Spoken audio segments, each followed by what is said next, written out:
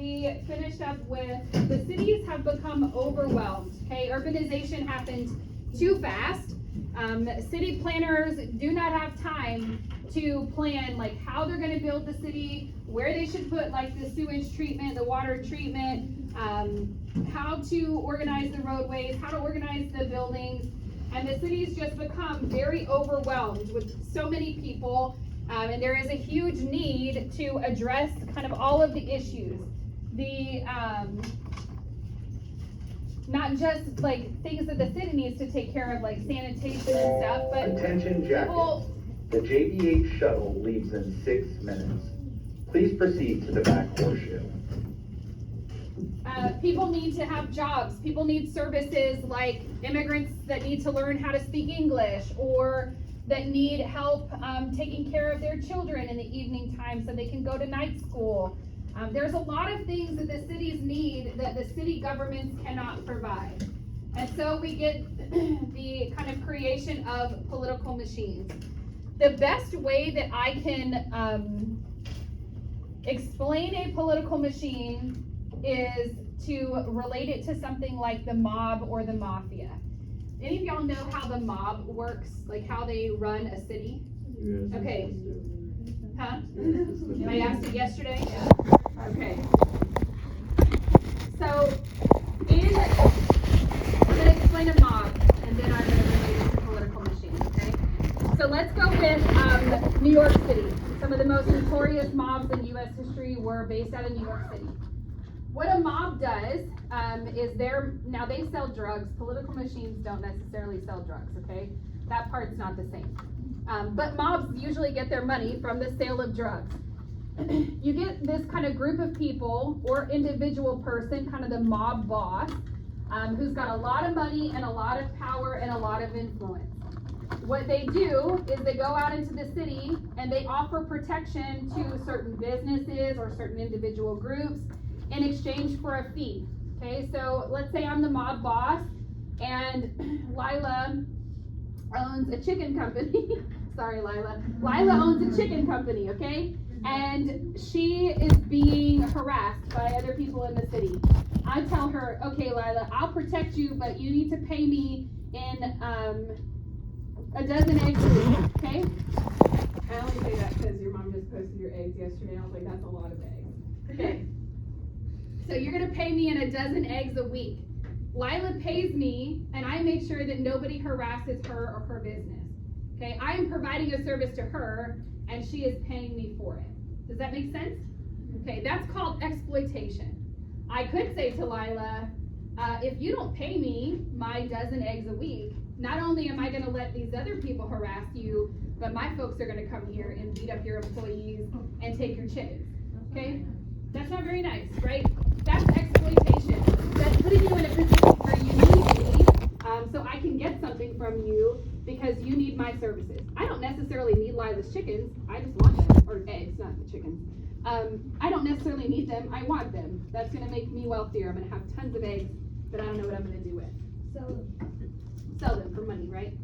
So when you look at a mob boss, they do something similar. That they offer protection to particular businesses or people in exchange for money. Okay, that's exploitation.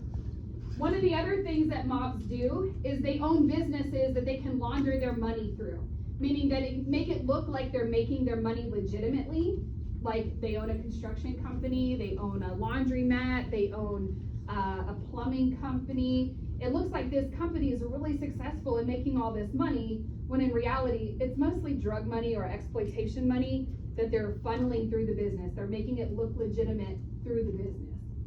Well, if you own a construction company, and those companies are legit, now you have the power, you're the top dog, and you've got something that people need, right? You need businesses that can, or construction companies that can go out and build buildings, that can lay concrete or asphalt.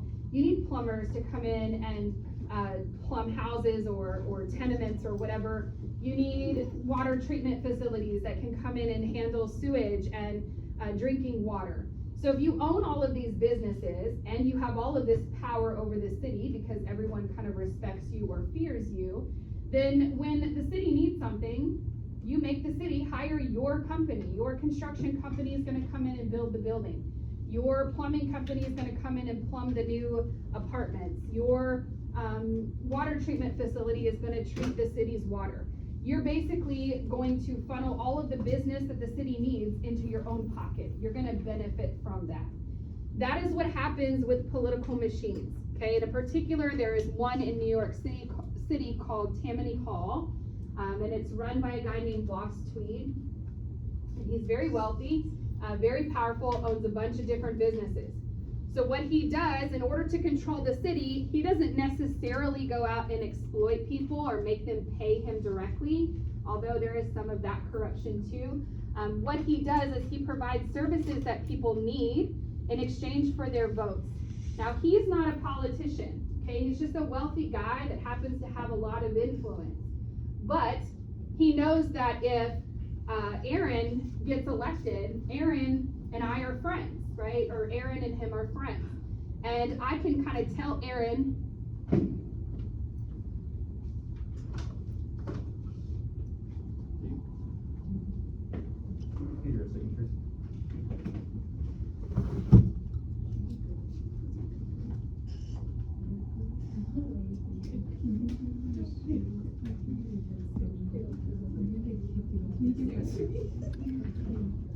all right, I can kind of tell Aaron what to do. When the city needs a new asphalt road, I can tell Aaron, you're gonna hire my construction company, the city's gonna pay me, so I'm making money off something the city needs. And in exchange, I'm gonna make sure you get elected, okay? I'm gonna make sure that I provide services for people so that when it comes time for election, they'll vote for you. That is corruption, right? Because Aaron is the one that's elected, but it's really me or the political boss who is calling the shots. So what these bosses do is they use their money and their influence to provide things that the cities need in exchange for votes, in exchange for people to vote for that or their particular candidate. I don't know if you copied this, y'all please stop talking. I don't know if you copied this down, but it kind of works in this cycle.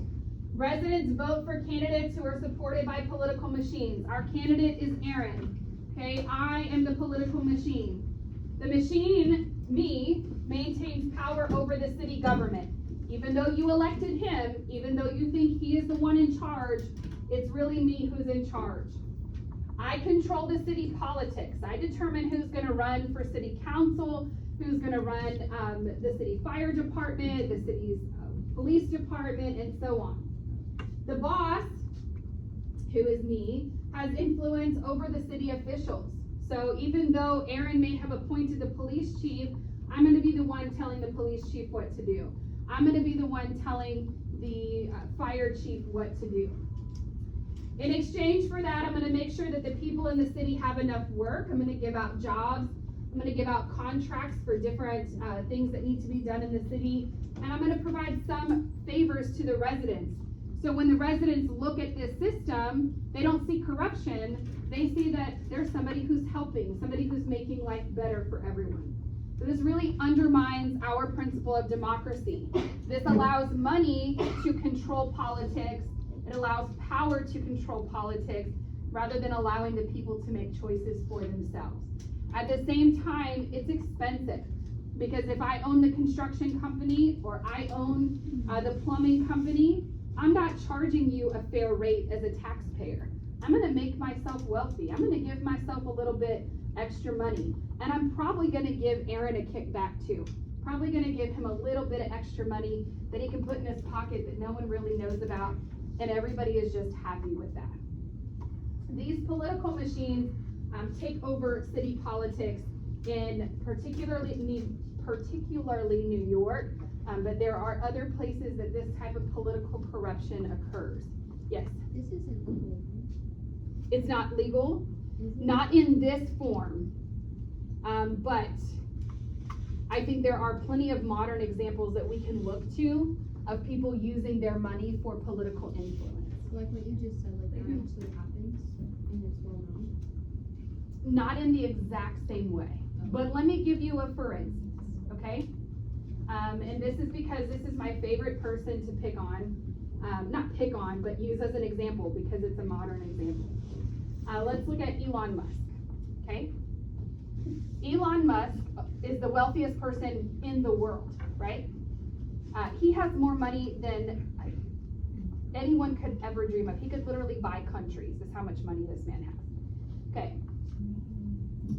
For the last 20 years, since 2002, 2003, I think is when he first got his first government contract, our government contracts him to work on different projects, like developing these batteries that hold, that can take solar power and keep it into a, what's it called? It's a battery, but I can't think of like the official whatever.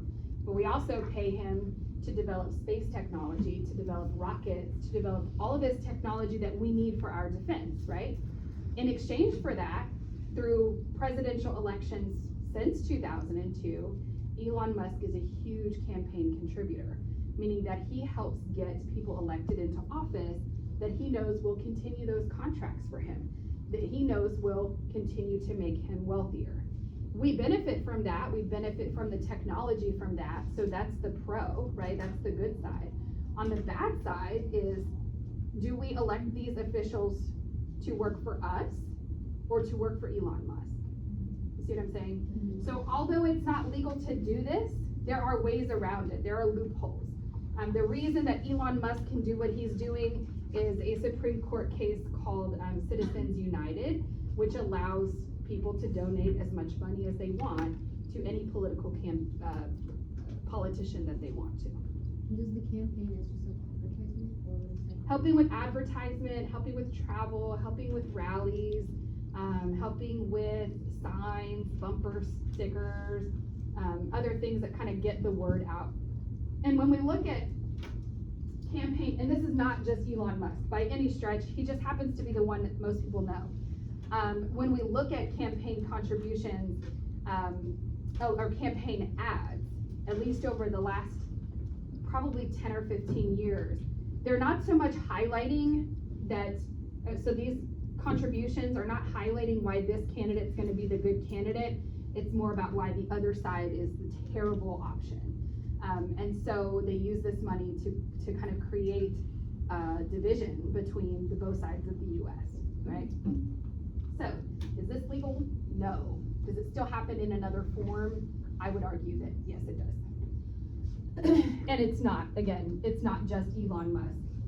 He just happens to be the biggest donor in recent years, but there could be others in the future. Huh? Who, Elon Musk? All right. This system, where these political bosses or political machines run the city organizations, is called the patronage system. Okay, they give something to the population that the population needs. For instance, the immigrants need a job, or they need housing, or they need some other services. He's going to provide that to them in exchange for a vote, okay, for them to vote for Aaron to be the mayor of New York City.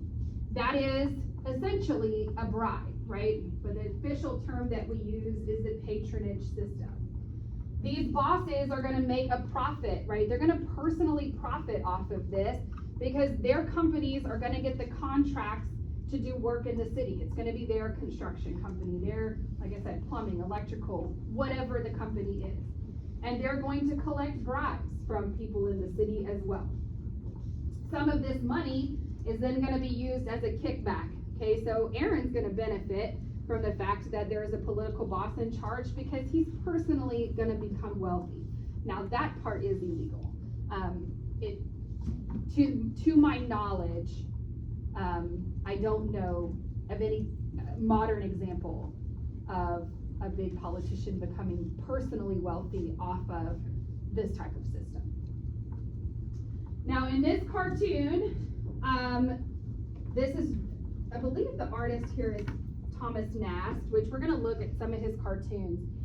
These political bosses are depicted as these really big, kind of larger than life characters because the kind of idea, like the kind of depiction of them, is that they're greedy, that they're getting big and fat on all of these bribes that they're taking, all of this money they're taking in, all of the kickbacks that they're getting from this system. This was a very popular cartoon that was published in the late 1800s, early 1900s of Boss Tweed himself, and even his face is faceless, right? Because nobody really cared about who he was. He didn't care about who he was. He cared about making money. That again is harmful to, undermines our democracy, but it also costs us a lot of money. That is the actual, that's not his real photo, obviously, but that's kind of what he looked like. Boss Tweed, who is the most infamous boss, political boss in the United States. He ran the Tammany Hall political machine in New York City. He provides a lot of services for the city. He helps with schooling. He helps with hospitals. He helps with fire departments and the police, and providing services that the city had just become too overwhelmed to provide.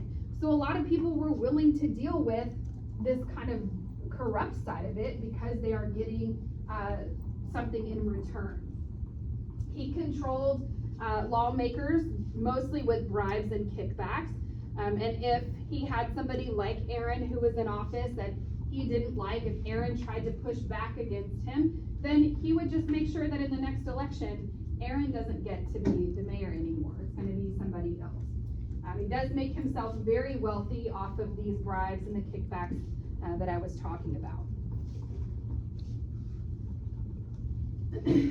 So when we look at political machines, which I've already kind of talked about, there are pros and cons, right?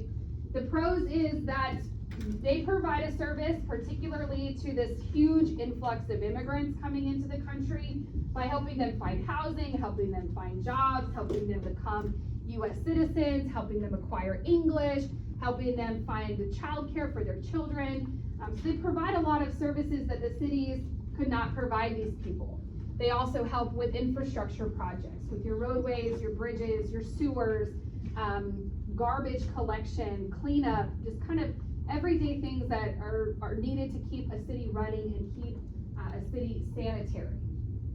On the backside of that, again, is that it does undermine our democracy, and the fact that when we elect somebody into office, we want them to work for us. We don't want them to work just for the businesses or for the wealthy people. We want them to have our best interest in mind. And if you're taking bribes and you're allowing some other organization to kind of run a shadow government, if you will, then that's not working for what's best for the people. That's really just what's best for you. Sorry, were y'all not done? Okay, I'll wait a minute.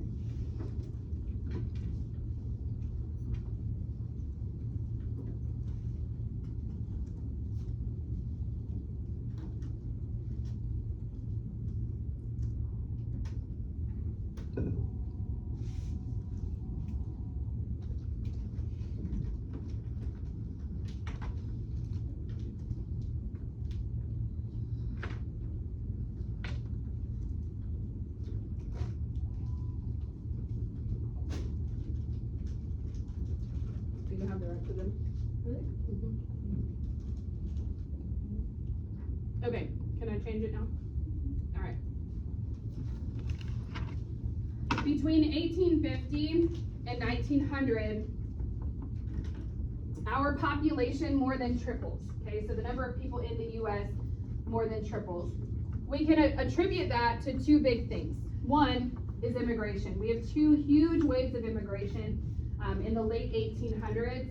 That was that first wave of immigrants that were coming from Western Europe or Central Europe, and then that second set, the new immigrants coming from Eastern Europe. There was also a high birth rate because people could find jobs and find a place to live. Lots of people felt comfortable having more children. But the more people you have, the more things that your city needs to run effectively. There is an increased demand for goods and services. People need to feed themselves, feed their kids. They need to have clothing. They need to have schools. They need to have police, fire department, hospitals, all the things that we kind of just take for granted as already existing. That huge wave of immigration and population growth, though, also supplies a very cheap labor force. And when you have that many immigrants coming into the country that quickly, it establishes a situation where these companies, if they don't like the way that you're working or you're not a decent employee for them, it's okay because there's plenty of other people lined up waiting for your job. It makes it very easy for businesses to exploit people or take advantage of people.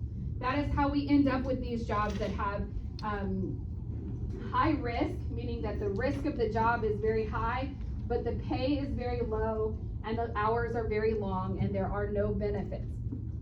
So there's no, well, the health insurance industry doesn't exist yet, but there is no benefit like time off, paid time off or sick time or any of that stuff.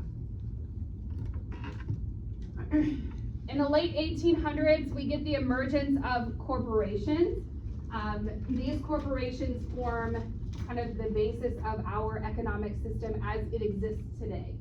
Corporations are businesses that issue shares or stocks to their investors, meaning that they are publicly traded.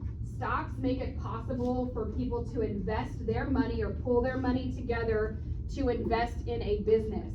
If that business does well, then you do well, okay? If that business doesn't do well, then you're not doing so well either. You'll lose whatever, or you can lose up to whatever you have invested in that company. Allowing people to pull their money together means that a company or an individual doesn't need to have all the capital themselves. They don't need all the money up front. We can have a bunch of people pulling money together to keep a business going or help a business to grow. These corporations will become more important in the 1920s when people are buying and selling stock at kind of a record rate and with some questionable methods of purchasing. If you own stock in a company, you're a partial owner. Now that doesn't mean that you get to go to the board meeting and tell the people what to do, but that means that when the board makes decisions about that company, they are thinking about their investors. They are thinking about what is going to make the most money for the company and for those investors that have put their money into the corporation. Corporations also provide jobs and services to their communities. Often they donate to charity. So there are kind of many aspects of these big corporations that emerge. The problem we're going to see in this era is not the companies or the corporations themselves. It is how these corporations band together to form monopolies or trusts. That's going to be our big issue. In a free enterprise system, which is the economic system that the U.S. is under, also known as capitalism, individuals, hold on a second, y'all. Okay.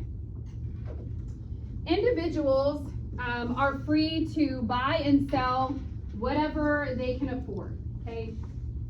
They can, if you want to buy a new Apple, whatever, iPhone every 6 months or every time that one comes out, as long as you can afford that, you're free to do that. It's your money, you do what you want.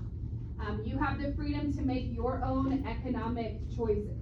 What we see at the end or during the Gilded Age is really the solidification of this principle, of this idea of free enterprise and capitalism.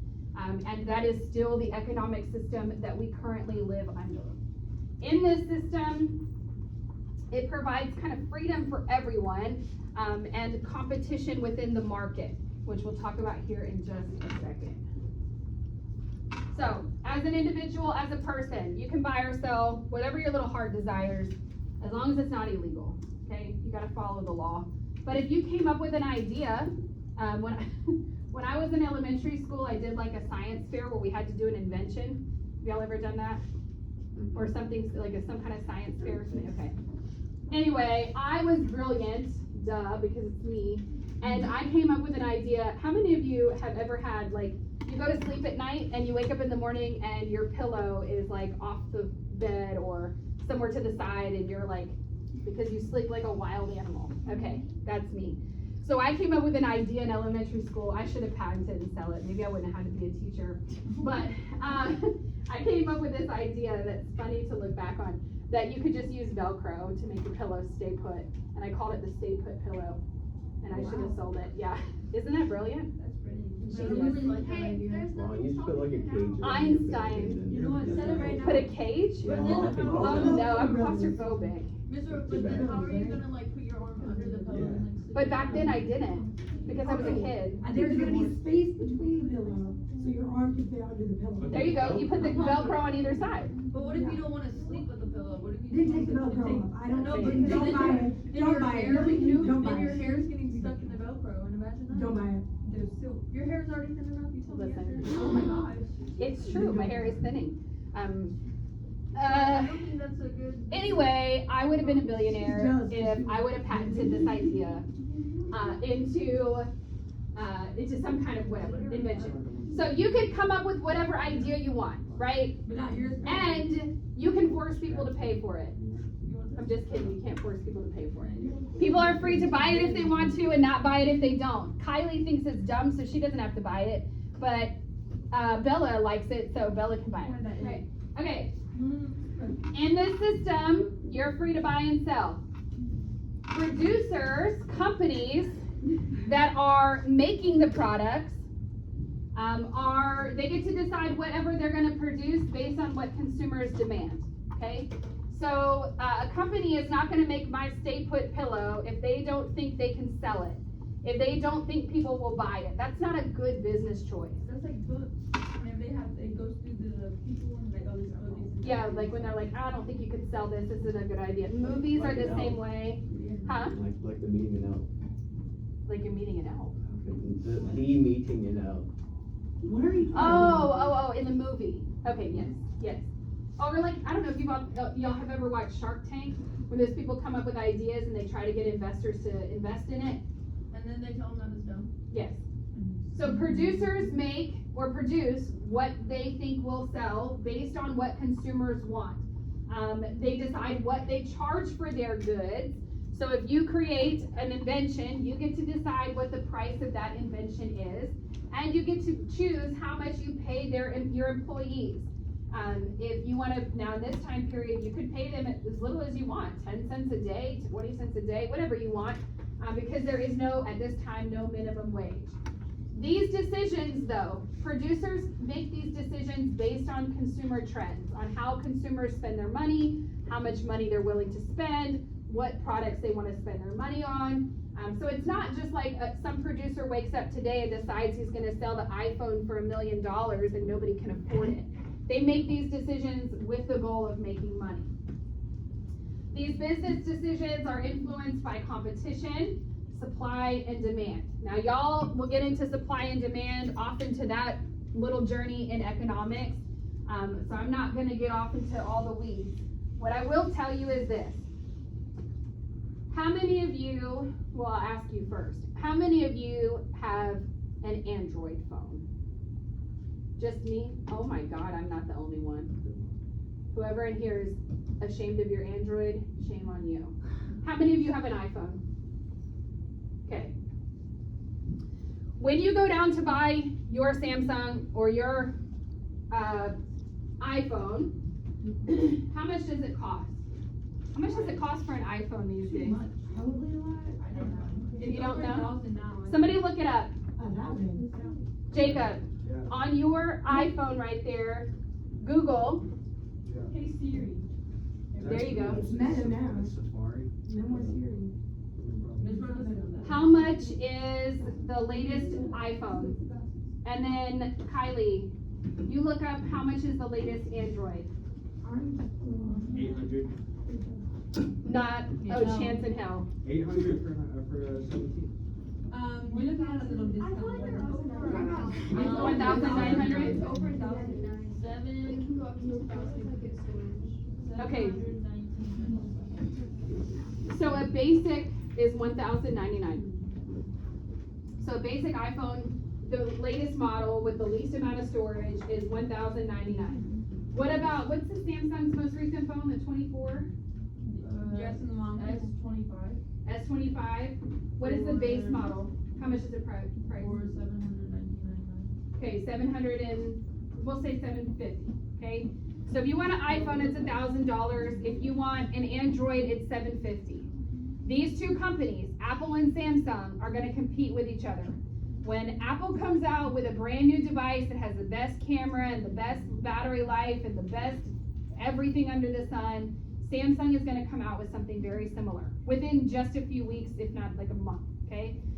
And vice versa. If Samsung comes out with some kind of new technology, Apple is gonna get it too. They're gonna keep their prices pretty close to each other, okay? Because they know they're in competition with each other. So under capitalism, when there is competition in the market, that keeps the prices as low as relatively low. Okay, $1,000 isn't cheap by any stretch of the imagination, but it keeps those prices relatively low. You also, because there's that competition in the technology, are getting the latest and greatest technology or better products every time that they release something else. They determine how much of it to produce based on consumer demand. They're not gonna go and manufacture 32 billion cell phones if they can only sell 2 million, right? So they're gonna manufacture what they think they can sell to keep supply and demand kind of relative. Now, when we think about supply and demand in a capitalist economy, the more you have of something, the lower the price. Okay, are you listening, Bella? Yes. The more you have of something, the lower the price. Think about these stores that sell like overstock, stores like Ross. Okay, you go into Ross and they have the same t-shirt that you could buy at Aeropostale, but it's a little bit cheaper because they have so much of it, they're trying to just sell off the extra. Okay, so the more you have, the lower the price. But the reverse of that is true too. The less you have of something, the higher the price, okay? Because now that commodity or that item is very valuable because there's not very many of them. That's just supply and demand. Perfect, it's supply and demand. I don't know who all has taken economics and who hasn't, but that is how deep I will go into economics in here because that's one of them classes I struggled with. Fletcher though has a whole degree in it, Miss Fletcher over here. Kudos to her. Look behind you. Oh my God. Oh, never mind. The other Fletcher. Sorry. Okay, what are the benefits of capitalism, or what are the benefits of a free enterprise market? They're things that I just told you. That individuals can invest their own money in stock or in a company and make money. Okay, I have a little bit of money sitting in the stock market right now. I watch it every month or so to see how much more money I made just by investing. Competition gives you a choice. I don't like iPhone. I just don't like Apple's interface. That is a personal choice of mine. Listen here, you little rabbit.